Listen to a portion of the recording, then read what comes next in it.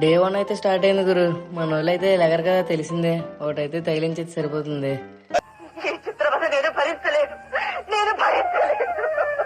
మనం అయితే అలా బ్రష్ పేస్ట్ పెట్టి ఫ్రెష్ అయిపోదాం.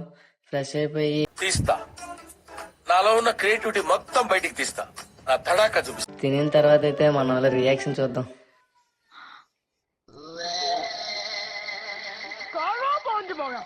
అలా ఫ్రెష్ అయ్యి మనం అయితే కాలేజ్ బయలుదేరుతున్నాం.